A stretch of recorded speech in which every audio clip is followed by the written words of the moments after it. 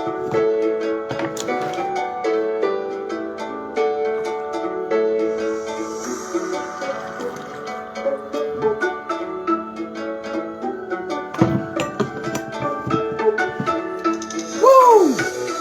Ich bin, je suis, yo soy, watashi wa nanun, ego sum. I am Chris, and this is Chris in English.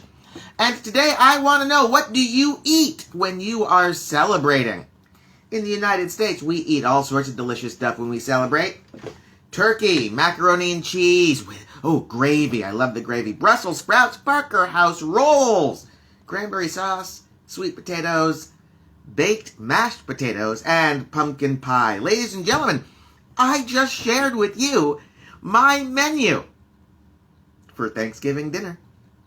I think those are the things that I am going to make this year, and that makes me happy. Fabio, good to see you, sir.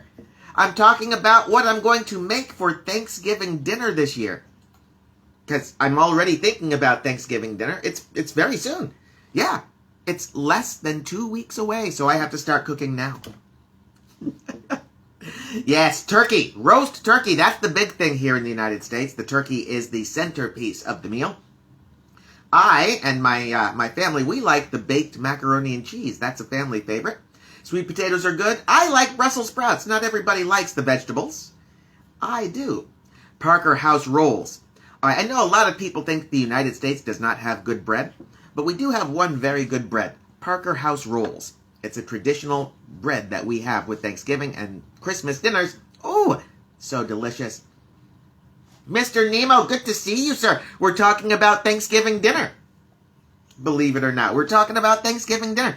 Later today, you are going to see an image on Instagram with our Thanksgiving menu. And it will have roast turkey, baked macaroni and cheese, gravy, because you gotta have the gravy. You can't have turkey without gravy, right, Mr. William? William knows. Brussels sprouts, Parker House rolls, cranberry sauce, baked mashed potatoes. That's going to be a first for you. I've never had the baked mashed potatoes before. I'm looking forward to it. But of course, when all is said and done, when you finish the main meal, you got to eat that pumpkin pie. Thanksgiving, less than 2 weeks away. We've got to start our menus. We've got to start planning our cook, my friends. What else are we doing today? Today, while I was reading my website, ChrisinEnglish.com, I learned something new. It's true. I learned about the Maie pose. The Maie pose are particularly dramatic and emotional moments during a performance of kabuki theater. Kabuki is a special kind of theater they do in Japan. I've been honored to actually see a portion of some kabuki. Very interesting theater. Very interesting theater. The Maie pose. Each of the Maie poses is different. Each one represents a distinctive body position and facial expression. And they all have names. Each position has a name. And the performer, when he's overcome with this Maie emotion, he freezes into that pose, called the Maie pose. Different one for every emotion. Some poses are well known and associated with particular characters. And when an actor performs this particular pose, they say he cuts a mie, to cut a mie. Yeah, that's an idiom, a Japanese idiom. Yeah, so today I learned about the mie pose. What birthdays? You know, there's not a lot of birthdays in the world today. Not a lot of interesting ones, at least. 1873, happy birthday, W.C. Handy. He's an American composer, a black American composer known as the father of the blues. He was particularly skilled at what we call Memphis and St. Louis blues. Happy birthday, Mr. Handy. That was 1873. Then we're going to skip right forward to 1967. Happy birthday, Lisa Bonet. Lisa Bonet is a black American actress. She was in a very popular TV show called The Cosby Show back in the 80s. She spun that show off into her own TV show called The Different World. She was in a movie called Angel Heart. Happy birthday, Lisa Bonet. 1967. 10 years later, happy birthday, Maggie Gyllenhaal, American actress and producer. She was in the movie Donnie Darko back in the 80s, for those of you who remember that one. A little more recent, she was in a movie called The Dark Knight. She played Batman's girlfriend. Happy birthday, Maggie Gyllenhaal. But I would like to wish a very special birthday to a very special American actor. One of my personal favorites. Happy birthday, Mr. Burgess Meredith. Born in 1907. You don't think you know Burgess Meredith, but you do. He played the Penguin in the TV version of Batman. But he also played the manager, Mickey, in the movie Rocky. Rocky 1, Rocky 2, and half of Rocky 3. Happy birthday, one of my favorite actors, Mr. Burgess Meredith. If you would like to learn more facts like the Mie pose, if you would like to celebrate other people's birthdays, go ahead, check out the website, ChrisinEnglish.com, where you can learn something new in English every day. Even about Burgess Meredith. But that's not why you're here. You're not here for birthdays. You're not here for Mie poses. I know why you're here. You are here for the word of the day. Yes, my friends, I am going to teach you a word that you can use in the English-speaking world. And I hope this word shocks and surprises you. Is that a clue? Is that a hint about what our word of the day might be? Shock and surprise? Why, yes, it is. Why, yes, it is a clue. Because our word today is a verb. It's a verb. It's true. Our word today is a verb. It's a very common verb. It's a common word. This is an everyday word. You can use this word every day if you want. Our word of the day today is astonish. To astonish. And it means to fill or affect with wonder, shock, and surprise. To astonish. It's a great word. Here's a sentence for you. The first time I saw the Grand Canyon, I was astonished beyond belief. Especially since I didn't want to see the Grand Canyon. I didn't want to see the Grand Canyon because I thought that the Grand Canyon was just a hole in the ground. That's what I thought, yeah. But when I got to the Grand Canyon, when I actually saw the Grand Canyon, I realized I was right. It is a hole in the ground. But it is the most astonishing hole in the ground I have ever seen in my life. I love that hole in the ground. It astonishes me. Whenever I watch the original Star Wars trilogy, I am astonished at how good the special effects still are. Some people are less astonished than I am, it's true.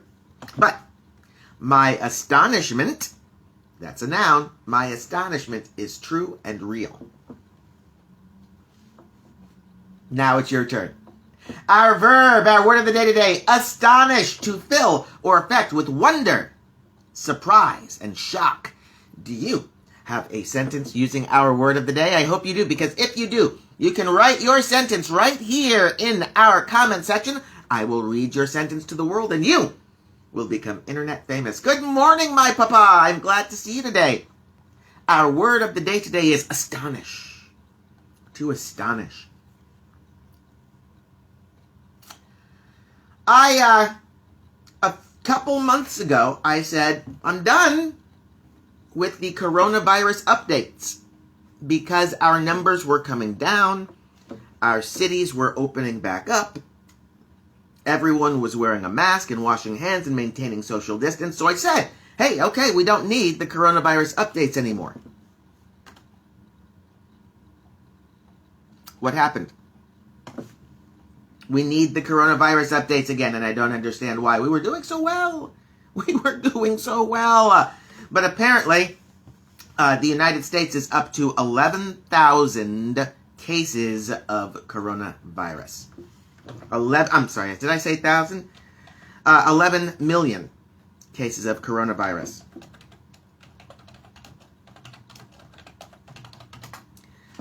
Two weeks ago, we had 10 million.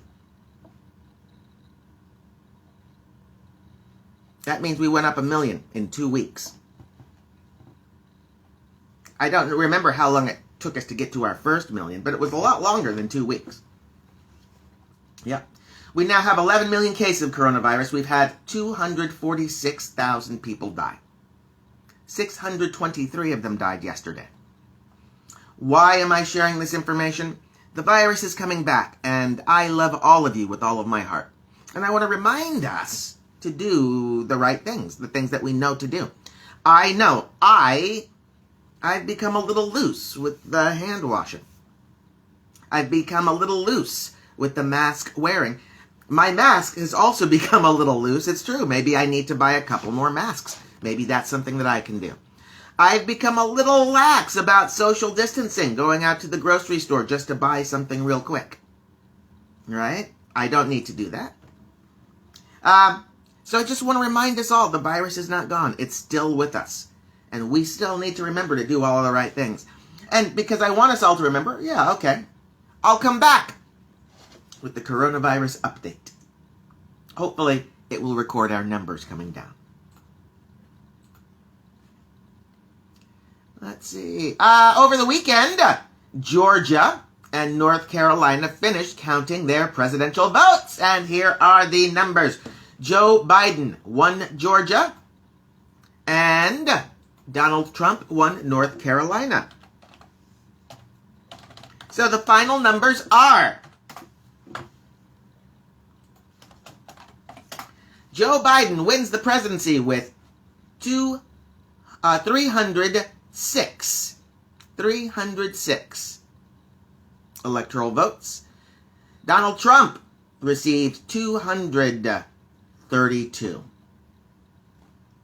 Congratulations, President-elect Joe Biden.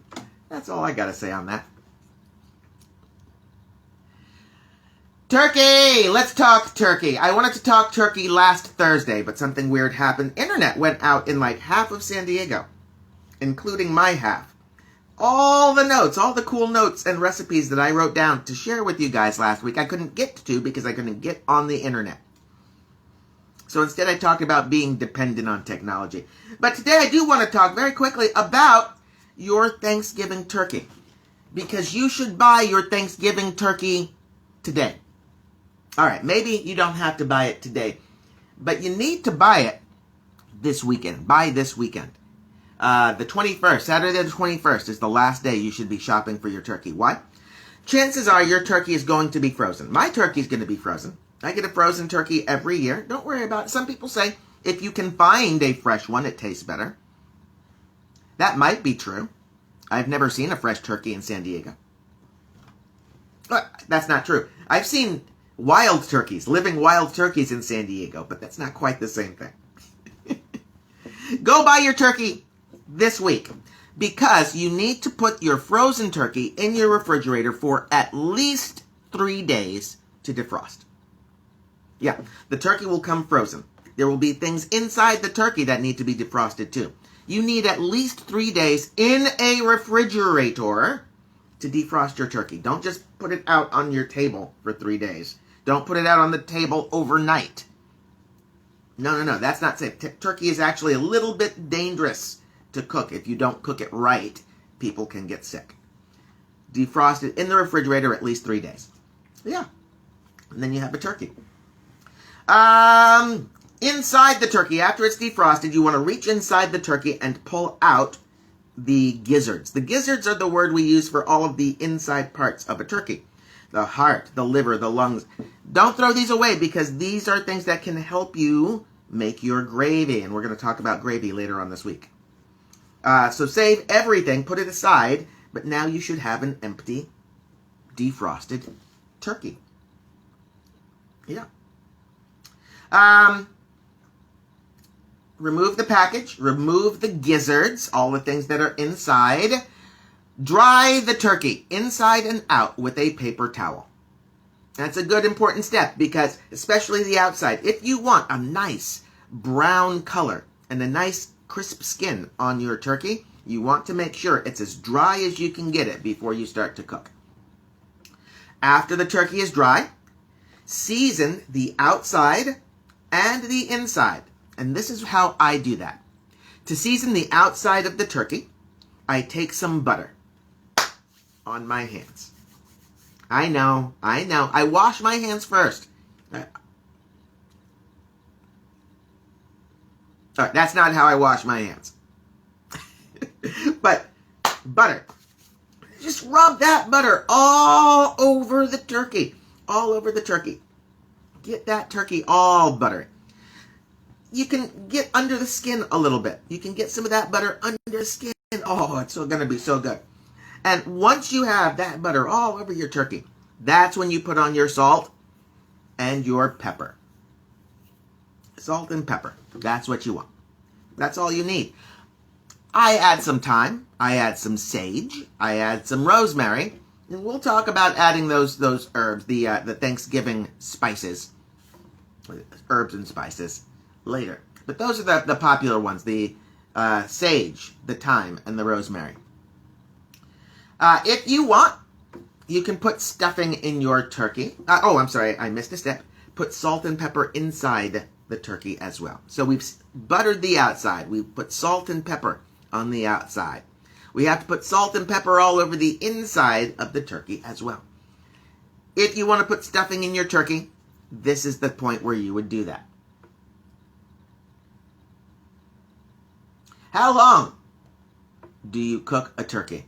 There's no magic time where we can say just put any turkey into any oven at any temperature and it will be cooked. I cook my turkey at 350 degrees. You want the temperature inside the turkey to be 165 degrees Fahrenheit when you're done. That's the goal. So a good tool to have when you cook a turkey is a meat thermometer that you can stick into the thickest part of the thigh. Don't stick the thermometer next to a bone. You'll get a false reading. Deepest part of the thigh. And when it says 165 degrees Fahrenheit, your turkey's done. Yeah. I usually cook by time, and I've been doing this enough that I have a good feel for what that time should be. You're going to cook your turkey for 20 minutes per pound. 20 minutes per pound. I'm not going to have a big turkey this year. I'm going to have a turkey that's going to be about 12 pounds. So that means 12 times 20. I'm going to cook my turkey for 240 minutes. 240 minutes divided by 60, that's 4 hours exactly. I'm going to cook my 12-pound turkey, 20 minutes a pound. That comes to 4 hours. I'm going to start by covering the turkey with aluminum foil. And I'm going to cook the turkey for 3 hours that way. For the last hour, I will remove the aluminum foil so that I can get a nice brown, crisp skin on top of the turkey. After the turkey is cooked for that 4 hours or however many hours you're going to cook your turkey, this step is very important. Take the turkey out of the oven, cover it again with that aluminum foil, and leave it alone. Don't touch him. Don't look at him. Don't talk to him for about an hour. Yeah, you have to wait an hour. If you try to cut your turkey before then, all the delicious turkey juice will just come right out of him. Be patient. It's worth it. That's how to cook a turkey. If you check out Instagram later today, you will see the turkey recipe posted at ChrisinEnglish, my Instagram, this Instagram that you're watching right now. I know some of you are planning to make a turkey. I hope all of you do, and if you do, please take a picture of your turkey. I want to see it. Thanksgiving is one of the most delicious holidays in the world. And so today I decided that I wanted to share with you some idioms about eating. Yeah, we have a lot of idioms in English that are about food, about drink, and about eating. I've never done a study. I would guess that maybe half of our idioms have something to do with food. All right, maybe not. But we like food a lot here. So here are idioms that we use in English for eating. To make a pig of themselves. If someone makes a pig of themselves, oh, I made a pig of myself. I ate so much ice cream, I made a pig of myself. It's when someone eats too much food. To make a pig of themselves. This is informal English. It's not formal English, it's informal. And be careful. We don't often like calling people we like pigs. Even in jest, it can be a little bit insulting. But if someone eats a lot, if I eat a lot, I will say that I made a pig of myself. To eat like a horse. What does it mean if we say someone eats like a horse? It means they eat a lot, regularly. Did you know horses have a huge diet? Horses eat a lot of food. How much do horses eat? Is the question that I have. 20 pounds of hay a day. 20 pounds of food. Me, I eat a pound of food. A pound and a half of food every day. A horse eats 20 pounds of food. So if we say someone eats like a horse, it means they eat a lot of food every day. I don't want to blind you guys. I don't want you guys to be blind. How's that? Is that better? A couple months will go by, that sun will be gone. Don't worry about it. So if someone eats a lot, we say they eat like a horse. But what about someone who only eats a little? Someone who has a very small appetite. Well, we say they eat like a bird. So we have on one end to eat like a horse, to eat a lot all the time. And then on the other end, you have someone who eats very little all the time. They eat like a bird. And that's it. Yeah. Have you ever met someone who eats a lot of food very quickly? If you've met that person, you have met someone who wolfs down food. To wolf down food. Wolf down is a phrasal verb. Yeah, we're using the word wolf as a verb, and down, of course, is our preposition. To wolf down food means to eat food very quickly, like a wolf. I've never actually seen a wolf eat, but I'm gonna take it on faith that they eat quickly, and thus we have the idiom. Here's two for you. To work up an appetite. To work up an appetite means to do some action that makes you hungry, that makes you more hungry. Right? If you go out and you work in your yard all day, whew, by the time you're done, you're really hungry. You have worked up an appetite. Yeah. But what about something that spoils your appetite? Work up an appetite. Ooh, I did something that makes me really hungry. If something spoils your appetite, it means it makes you not hungry and not want food. In fact, the idea of food might make you a little bit sick. Yeah. To spoil your appetite. Got a couple more here. What if something makes your mouth water? Has anyone ever had a watering mouth? I know that I've had a watering mouth all the time. A lot of times when I see meatloaf or lobster or roast turkey, it makes my mouth water. It makes water come out of my mouth. Well, this is the phrase we use when we see something delicious and delectable and it makes us hungry. Yeah. Well, that, of course, comes from Pavlov, who was a Russian scientist who did experiments with dogs. conditioned responses. Every time the bell, ding, ding, ding, ding, the dogs would salivate. It would make their mouths water because they knew food would be coming. Which brings us to our last idiom about eating. It's a dog-eat-dog world. Yeah. This is an idiom about eating we use, and it describes an environment or a situation that is very competitive, aggressive, and ruthless. Business. The world of business. In the world of business, it is a dog-eat-dog world. Either you make the money or your competition makes the money. Right? Hollywood. To be an actor in Hollywood, whew, it's a dog-eat-dog world. The dog eats the other dog so that the big dog gets what he wants. A dog-eat-dog world. Those are our idioms today. Idioms about eating. It's a dog-eat-dog world. To make your mouth water, something can spoil your appetite, or you can work up an appetite.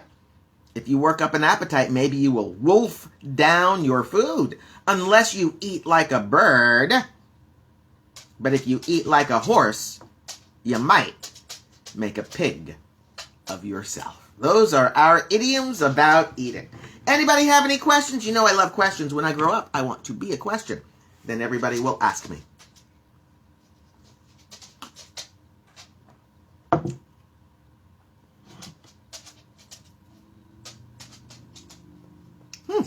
That's interesting white balance just from my little mug. Any questions, anybody? You know I love them. I need them. I can't live without them.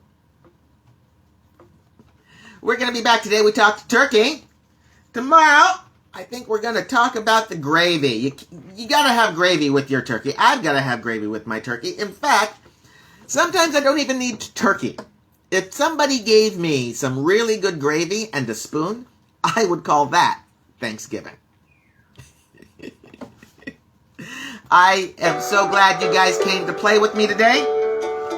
I'll look forward to seeing you guys again tomorrow. We'll do it all over again. Until then, please remember, my name is Chris, and I love you all.